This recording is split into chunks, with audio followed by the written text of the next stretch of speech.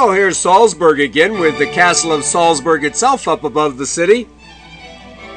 Back in the 16th century, the Archbishop Wolf Dietrich von Reichenau wanted to make Salzburg into the Rome of the Alps and commissioned the building of a giant church, which, if it had been completed as planned, would have been bigger than St. Peter's.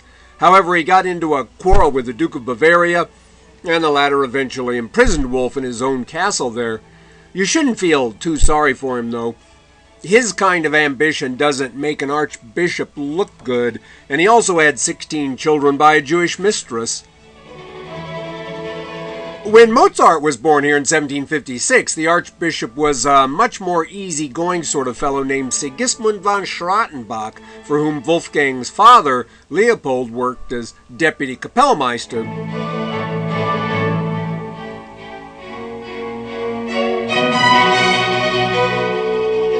This is the Getreidegasse in Salzburg, and the house where the Mozarts were living when Wolfgang was born.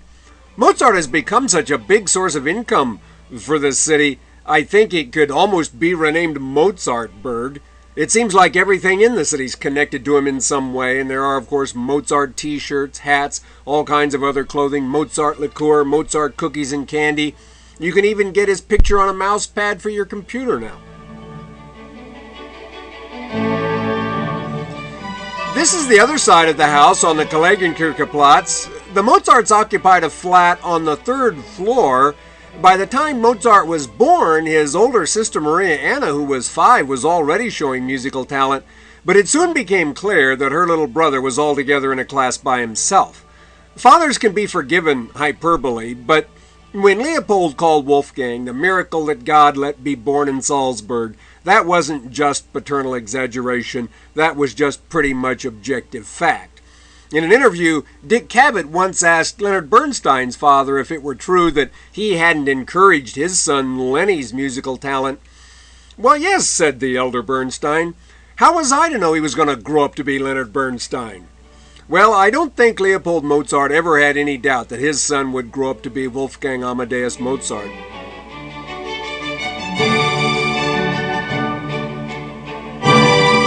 Here's the view from the balcony over the courtyard from their flat.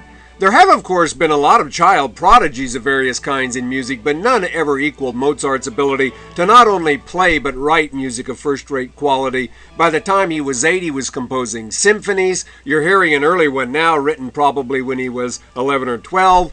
And in his mid-teens, he wrote masterpieces. Kenneth Clark says his own mind functioned best when he was 16. And Bernard Berenson says he was at his best when he was 12, but they weren't publishing art history then. There's never been a child prodigy art historian. It requires some talent to be a great historian, but it's a different kind of talent than is required to be a great musician, mathematician, or chess player. People like Mozart, Einstein, or Bobby Fischer have something that's almost more analogous to a physical gift than a mental one. It's like they're born 6 feet 9, and nothing we can do will bring us up to their height.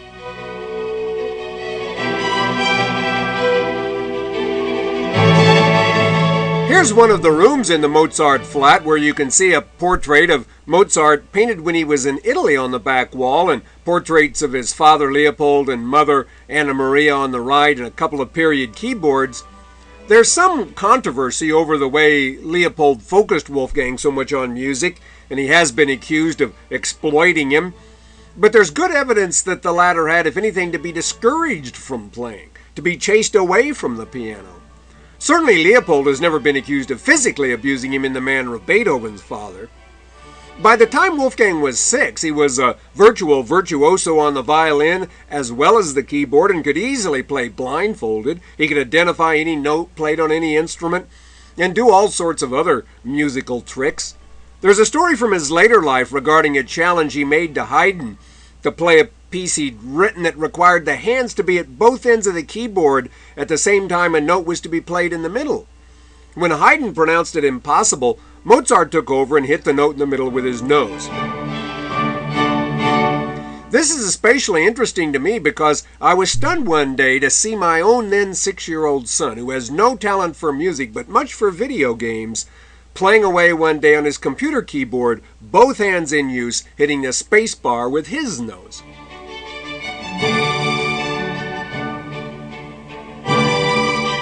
In 1762, Leopold took Wolfgang and his sister to Munich to play before the Duke of Bavaria, Maximilian Joseph, and then on to Vienna to play before Maria Theresa, Francis I, and among others their daughter Marie Antoinette. This is the Palais Colalto on the Amhof Square in Vienna. It was the home of Count Thomas Colalto, where Mozart actually first performed in Vienna on October 9, 1762. One of the most famous Mozart anecdotes, in fact, recounts how Wolfgang slipped on the marble floor of Schönbrunn and was helped up by the 7-year-old Marie Antoinette herself, to whom he then immediately proposed marriage.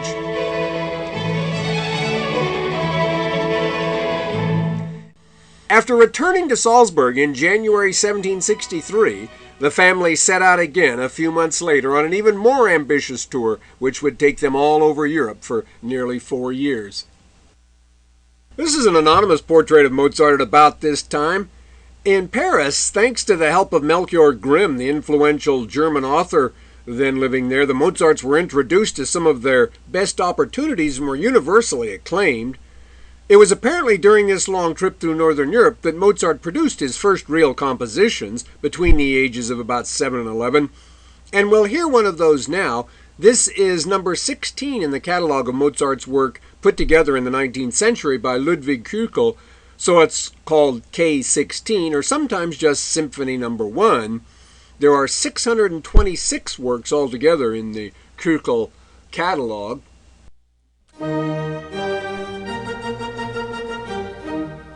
This is the Hotel de Beauvais in Paris, which was then the home of the Bavarian ambassador who allowed the Mozarts to stay with him in Paris.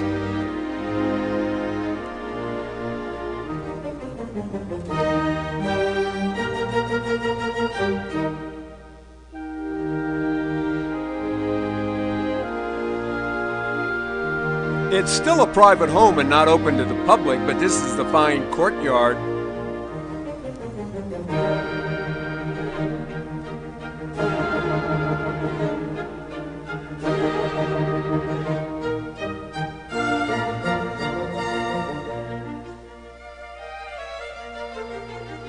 And in this anonymous picture, you can see little Wolfgang performing at the left at a soirée musicale chez Conti.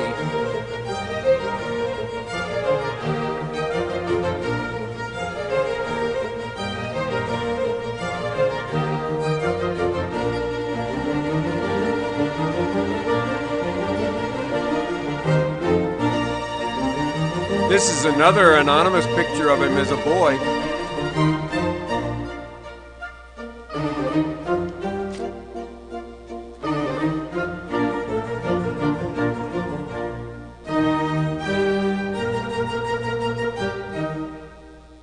And in this colored engraving, you can see him at the keyboard with his sister Maria Anna and his father Leopold. After returning to Salzburg in 1766, the family made another trip to Vienna in 1767, on which Mozart caught and survived smallpox. But Vienna, despite the fact that Haydn was beginning his career there, was not yet the musical mecca it was soon to become.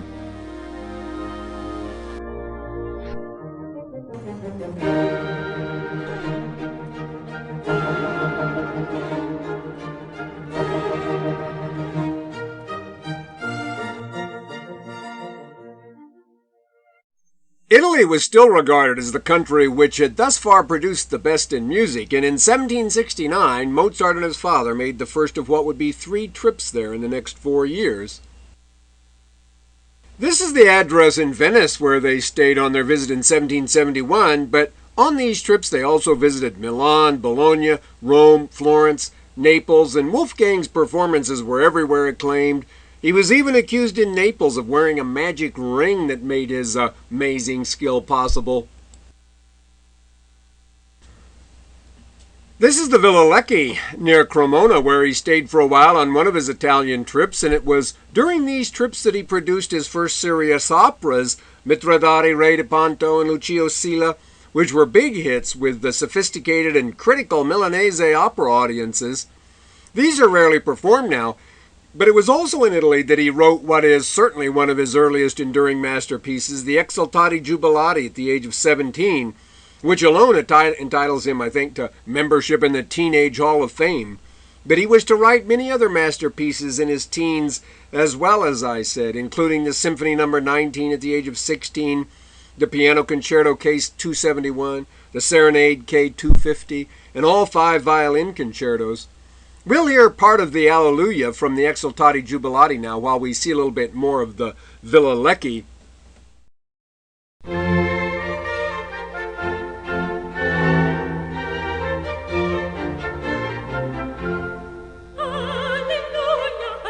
This is the garden side now.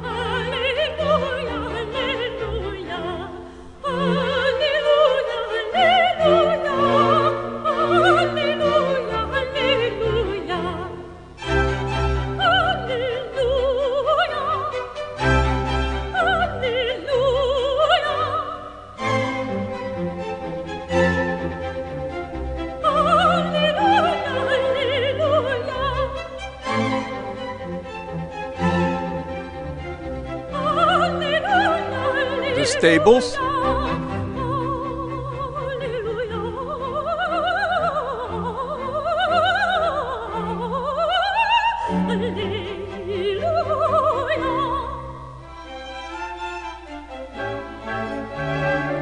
The entrance hall with its trompe l'oeil wall paintings.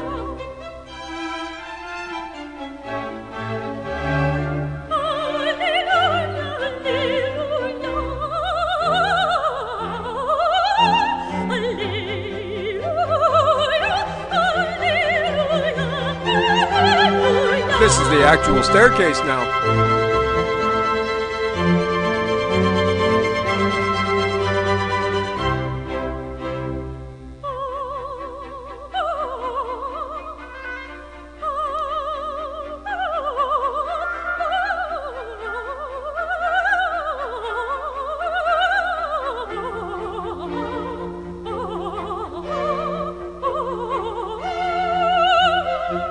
And here's Mozart himself again, painted in Verona.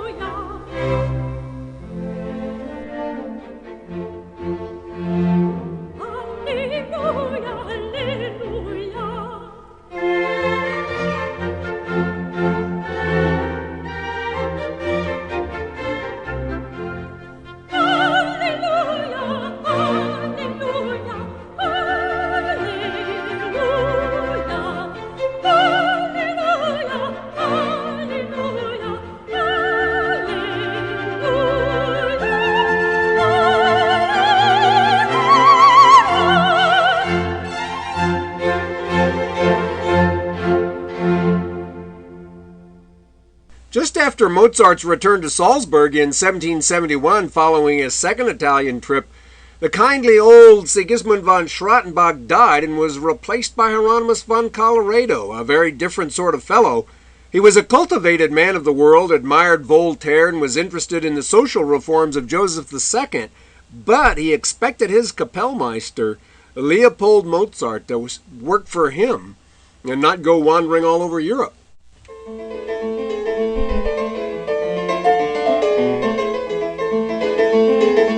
After the last Italian trip, the Mozarts also moved to the other side of the Salzach River in Salzburg, to what's now known as the Tanzmeister House, where Leopold would live the rest of his life. Von Colloredo had permitted Leopold to make the third Italian trip, and also a trip to Munich in 1774, but that was it. When Leopold asked permission to take his by then 21-year-old son on another tour in 1777, the Archbishop refused. A lot of 21-year-olds are, of course, perfectly capable of traveling around by themselves, but Leopold did not trust Wolfgang to do that, so his mother was designated as chaperone. Wolfgang's sister, Maria Anna, gave up her career and stayed home with her father. She was already an old maid at 30 and never did marry, though she outlived Wolfgang by 40 years. This trip, the goal of which was Paris, marks a turning point in Mozart's career in several ways. His mother died there and appears in this family portrait painted after Mozart's return to Salzburg as a portrait on the wall. Also, Mozart met the Weber family in Mannheim, which included the nieces of the composer Karl Maria von Weber. He fell in love with the 16-year-old Aloysia, but it was to be her younger sister Constanza that he would eventually marry. The death of his wife and what he regarded as Wolfgang's wild irresponsibility in getting romantically involved with the prejudice of his career meant that there was hardly anything Mozart could accomplish in Paris which would have consoled Leopold, and the trip was not a great success from any point of view. Mozart was no longer a cute, one-of-a-kind prodigy, but a not very appealing to look at musician whose abilities as a performer, if not as a composer, were now being rivaled by many others.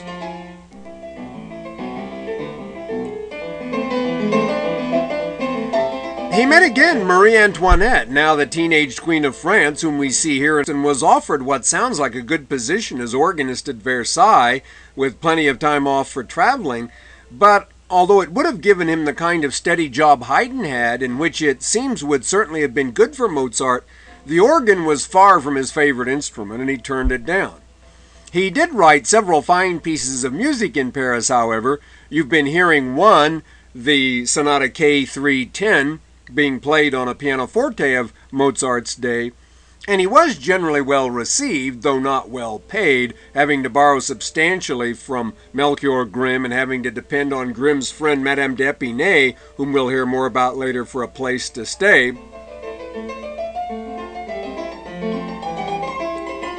This is the Versailles Opera House, the Salle des Spectacles, added to the palace by Jacques-Ange Gabriel. This is where the wedding reception in honor of Louis XVI and Marie Antoinette was held, and we'll see a little more of it now while we hear one of Mozart's Paris accomplishments, the so-called Paris Symphony, number 31, and it's played by the Mozarteum Orchestra of Salzburg.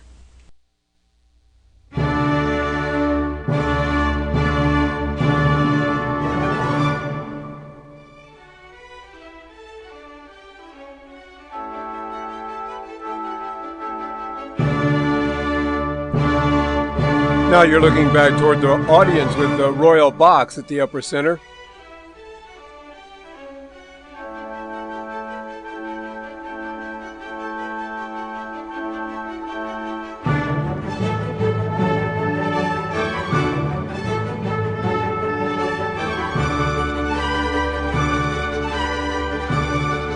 The balcony looking toward the royal box.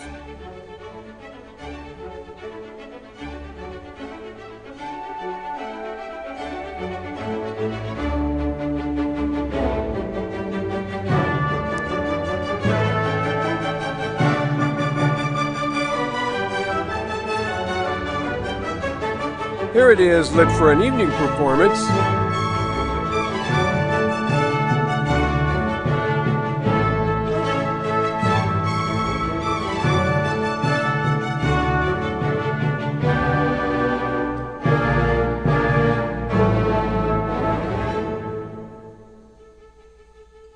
This is the room at Versailles where Mozart played on his first trip to Paris in 1763.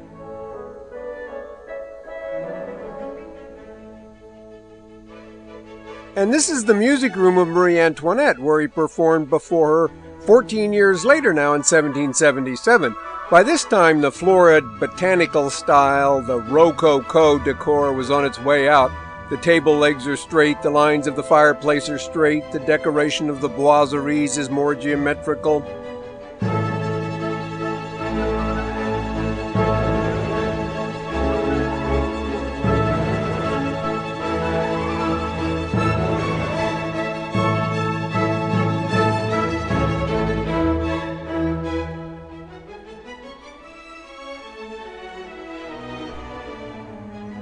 And this is the portrait of Mozart, generally considered the best likeness.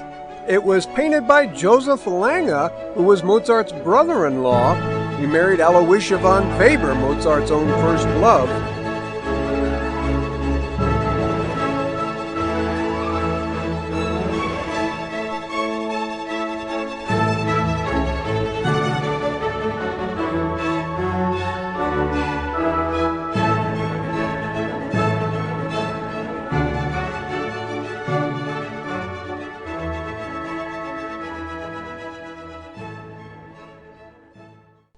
After his return to Salzburg, he was given the position of concertmaster and organist at about a 30% higher salary than the Paris offer, but the Archbishop's demands and his unwillingness to let him take outside engagements were frustrating. In 1781, von Colloredo, who spent most of his time in Vienna, ordered Mozart to join him there, but although Mozart was not by any means opposed to going to Vienna, the requirements of his employer and his lack of any real appreciation of his ability finally led Mozart to walk out on him a few months later. The Webers were also in Vienna, and Mozart now moved in with them and met Constanze again and married her.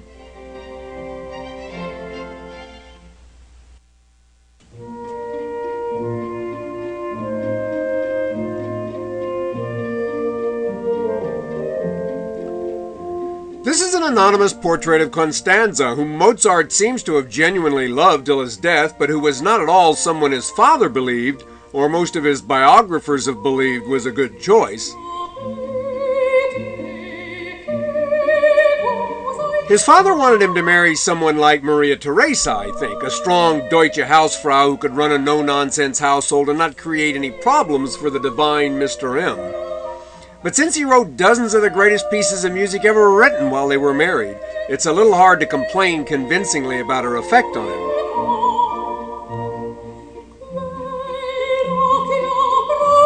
H.C. Robbins Landon has in fact argued that she was more together than the usual view has it. They were to have 6 children, though only 2 survived infancy. His first big hit in Vienna, The Abduction from the Seraglio, which was written in German as requested by Joseph II rather than Italian, was premiered just 2 weeks before his marriage in 1782. After hearing it, the emperor is said to have remarked that it had too many notes, to which Wolfgang is said to have responded, "Just exactly as many as are needed, Your Highness." Se vuol ballare, signor Contino, se vuol ballare, signor Contino. This is the so-called Figaro House on the Domgasse near the cathedral in Vienna, where the Mozarts lived from 1785 to 1789. It's one of the few places he lived in Vienna that might still be recognized by him, and he was living here when he met Lorenzo da Ponte, who was to supply him with librettos for 3 of his finest operas, beginning with the Marriage of Figaro, which Mozart wrote in this house. Beaumarchais should, of course, get some credit for the libretto as well, since da Ponte based it on his play. Da Ponte also was to write the libretti for Don Giovanni, considered by most to be Mozart's greatest opera, if not the greatest ever written, and for Così fan tutti.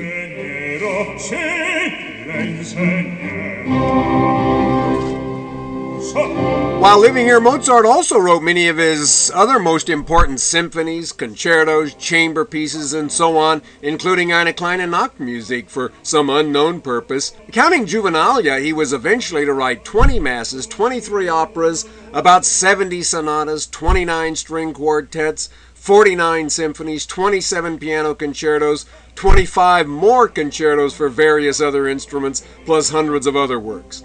Mozart certainly made more money than most musicians and composers of his era. The late Scott Beach estimated he made an average of something equivalent to more than $100,000 a year, but he spent money as fast as he got it and was constantly in debt.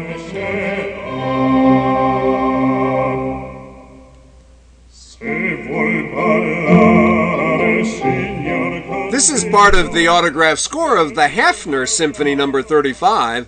Only about 70 of his works were published during his lifetime, but little money was made by composers for their published work. As I said, Figaro was a success in Vienna, but it was much more of a success in Prague, where it was performed a few months later. And as a result, Mozart premiered Don Giovanni there in October of 1787 in the Estates Theater, which we'll see in a moment. You're hearing part of the Prague Symphony No. 38 by Mozart now, and this is the Villa Bertramka in the suburbs of Prague, which was the home of the Czech composer František Dušek.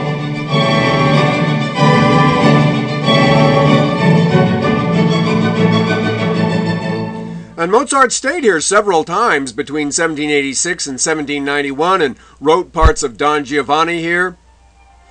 The movie Amadeus was filmed mostly in Prague, which is about as 18th century, I suppose, as any large city in Europe. And the opera scenes were actually filmed inside the Estates Theater there. A lot of people were not too pleased with the way Mozart was represented in that movie as a kind of bratty, profane, and generally silly fellow, incapable, it would seem, of being any kind of genius. But genius is pretty much an inexplicable phenomenon and is not always associated with other praiseworthy character traits. This is the interior of the Villa Bertramka.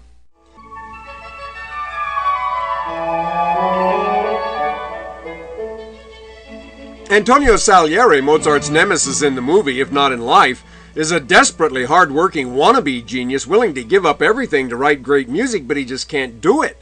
Hard work won't make you Mozart any more than it will make you Michael Jordan. In the Woody Allen movie Bullets Over Broadway, the hero is desperate to become a playwright and meets a gangster who's a theatrical genius. When he asks him what he did in school to learn how to write, the gangster genius says he burned the school down.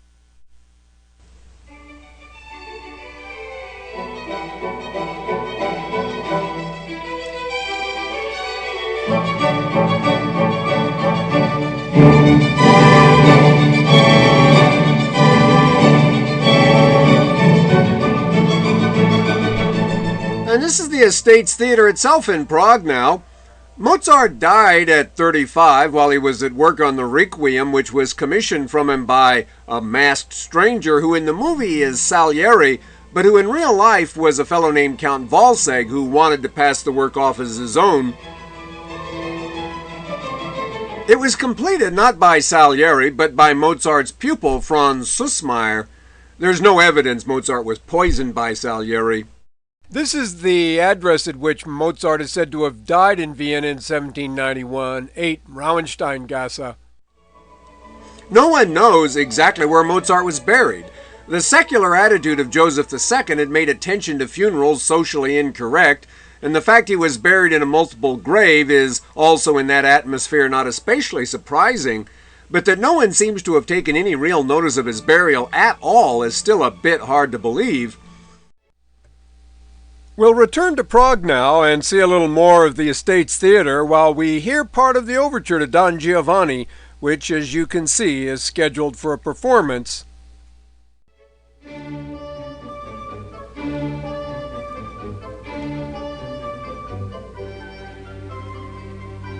Here it is at night now.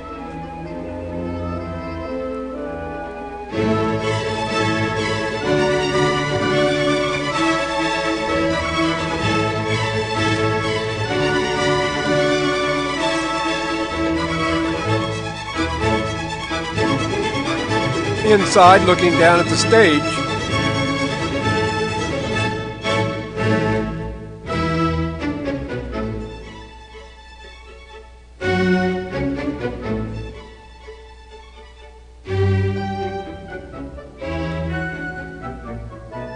Back up toward the boxes.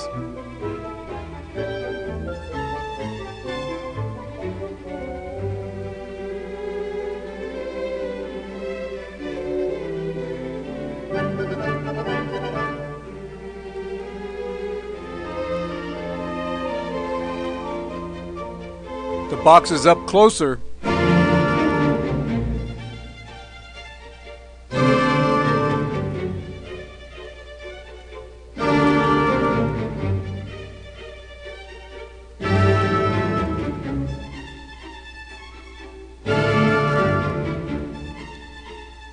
The ceiling.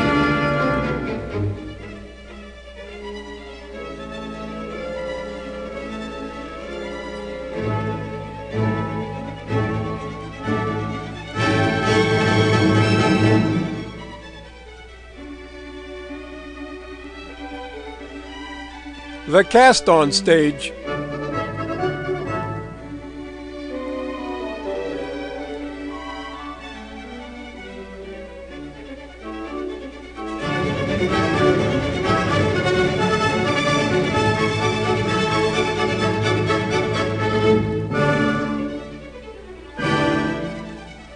And the outcast commendatore.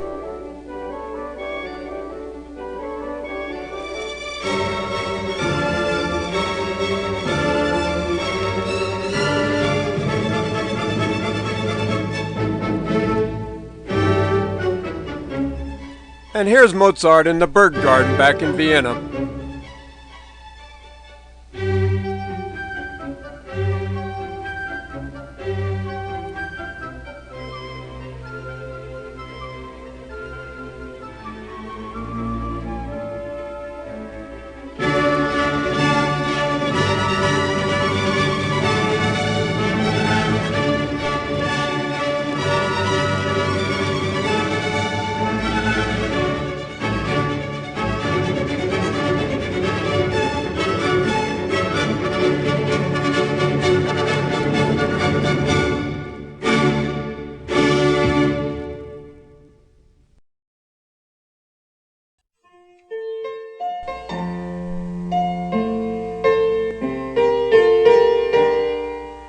Well, here we are back at Versailles, and this is the Louis XVI library in the new Louis XVI style, marked by a return to straight lines and a more masculine sort of decoration.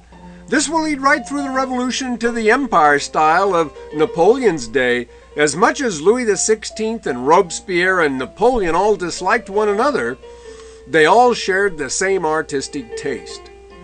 Louis XVI did spend a lot of time reading, and one author he must have read here, because everybody read him, was Jean-Jacques Rousseau.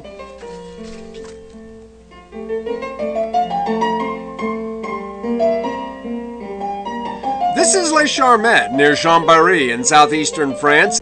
He was born in Geneva, but his mother died giving birth to him, and his father essentially abandoned him to the care of uncaring relatives, so he left when he was 16 to make his own way in the world. He was, of course, raised a Protestant in Geneva, but after leaving and approaching starvation, he met a priest who said, more or less, that he would arrange a good position for him if he would convert to Catholicism. He agreed and remained a devoted Roman Catholic the rest of his life. The position he got was as a sort of handyman companion for the 29-year-old Madame de Varenne, who had run away from her husband and lived here. She had a library, helped him educate himself, arranged for a music teacher. This was the first in a long line of strange relationships he was to have with the opposite sex.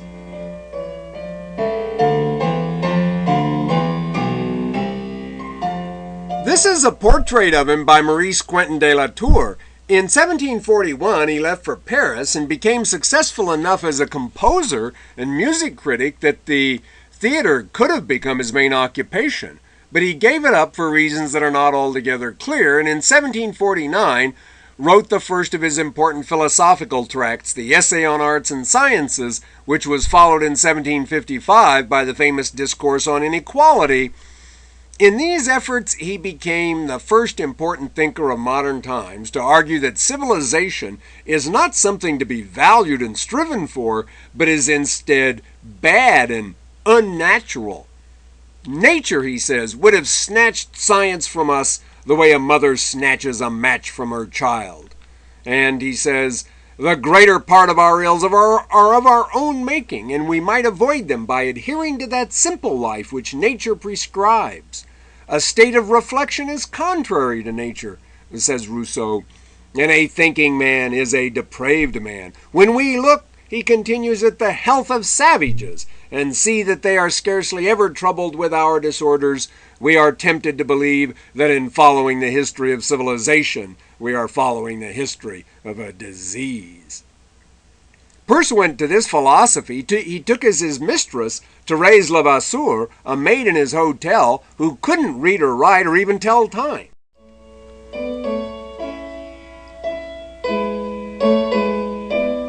This is a portrait by Jean-Étienne Lyotard of Madame d'Épinay, who looks sillier here than her reputation today says she was, at least. I mentioned her earlier as the benefactor of Mozart, and she knew and was respected by most of the philosophes. In 1756, Rousseau and Thérèse moved into Madame d'Épinay's country home, and it was there that he wrote Julie, or La Nouvelle Héloïse, and at least parts of Émile, which was published about a year later. In these books, he made passion, emotion, and feeling generally, again, rather than the intellect and reflection, his model mental states. He had been a part-time tutor at Chenonceau to the son of Madame Dupin there, and in Émile, Rousseau, who had, as I said, abandoned his own children, now expounds on how they should be taught. Children, he says, should be raised as vegetarians, since their preference is naturally for vegetables, and that if they eat meat it will make them cruel. They should be taught to read, but never to be involved in the arts, for only nature produces true beauty. Education should emphasize character over knowledge. Keep your child's mind idle, he says, as long as you can.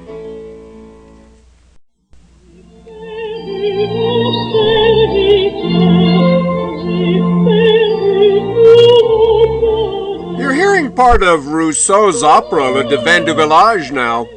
He had a tremendous influence on the Romantic movement, and that influence can still be felt today in the environmental movement, the emphasis on natural and especially vegetarian diets, education that emphasizes character and the development of the inner self rather than what is regarded as the useless memorization of facts, dates, and the accomplishments of dead white men, the condemnation of what are viewed as the evils of technology, and so on.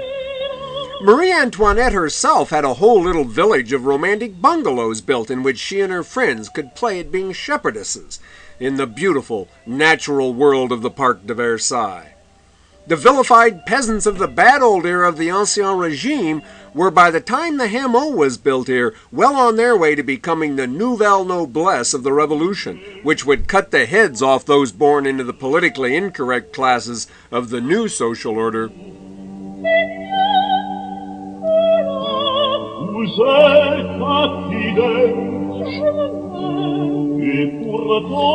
This is another view of the hameau.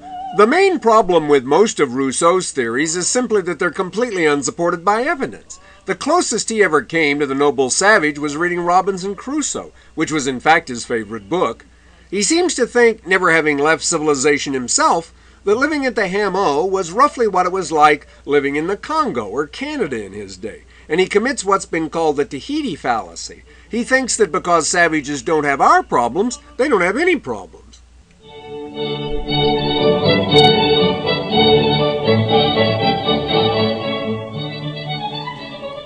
This is still another view of the hameau. Samuel Johnson said that Rousseau wrote nonsense so well he must have realized it was nonsense. But I don't think he ever did, and a lot of other people haven't realized it either. Voltaire said in a letter to him, "My dear Rousseau, sometimes when I read your work it just makes me want to drop down and walk around on all fours." Kenneth Clark says that those who prefer barbarism to civilization haven't given barbarism a long enough test, and as I said, Rousseau gave it no test at all.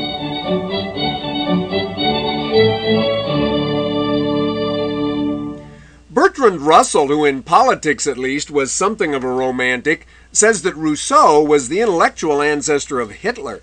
That might be hard to defend, apart from the fact that they were both vegetarians, but there's something of him in what Nietzsche and Freud have to say certainly about the problems of civilized life. Rousseau says, "How noble it is when the savage draws his knife to attack his insulter." Savages don't have to suppress their natural instincts the way civilized men do, and don't then suffer the psychological difficulties that come with that. They don't need psychoanalysis.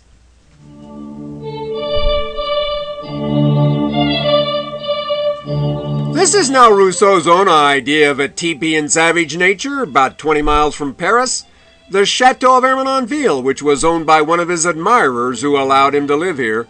I'm cheating just a little because he was actually given a kind of mini chateau on the grounds, which doesn't survive, and this is where he died in 1778.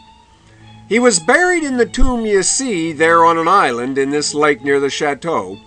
I'm sure that Rousseau, no less than Voltaire, would have been appalled by what happened during the Revolution, but they are both often given credit for at least preparing the way for it, and for Napoleon, the realist who would take over after all the idealists had killed each other.